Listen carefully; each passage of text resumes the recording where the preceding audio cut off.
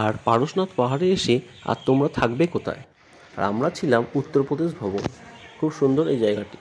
আর এখানে এসে ঘর পেতে বাঙালিদের একটু বেগ পেতে হবে, যেহেতু এখানে নিরামিষ, তাই বাঙালিদের একটু ঘর দিতে কেমন কেমন বোধ করে ওখানকার মানুষজন। ওখানে গিয়ে যতটুকু আমরা দেখেছিলাম। আর এই উত্তরপ্রদেশ ভবন সবাইকেই রুম দেয়। আমরা একটি রুম ভাড়া করলাম 800 টাকার বিনিময়ে। একটি সুন্দর ডাইনিং আছে এই রুমের কাছেই, এবং লুডো, ক্যারাম, টেবিল টেনিস এসব সময় কাটাবার জন্য রাখা আছে। তোমরা অবশ্যই খেলতে পারো এখানে। খুব সুন্দর এক জলের ব্যবস্থাও আছে। চলো আমরা এবার দেখে নেব রুমটা কেমন।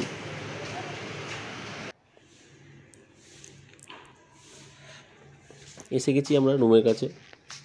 এই যে রুম, দুটো বেড আছে, সামনে একটা বড় মিরর,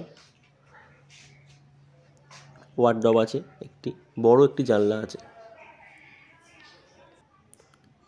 দুটো ফ্যান লাগানো আছে রুমে, দুটো বেড, এছাড়াও আছে টেবিল চেয়ার। এটা হচ্ছে বেসিন, বেসিনের সামনে একটি মিরর আছে। চলো এবার বাথরুমটা আমরা দেখে নিই। বাথরুমটা পরিষ্কার পরিচ্ছন্ন এবং গরম জল আছে, শীতকালে গরম জল পাওয়া যাবে। মোটামুটি পরিষ্কার পরিচ্ছন্ন এই উত্তরপ্রদেশ ভবন। তোমরা এলে এখানেই থাকতে পারো।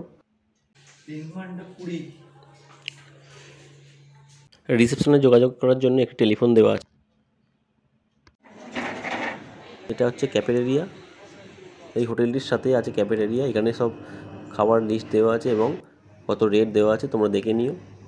তোমাদের ভিডিওটা কেমন লাগলো অবশ্যই জানিও।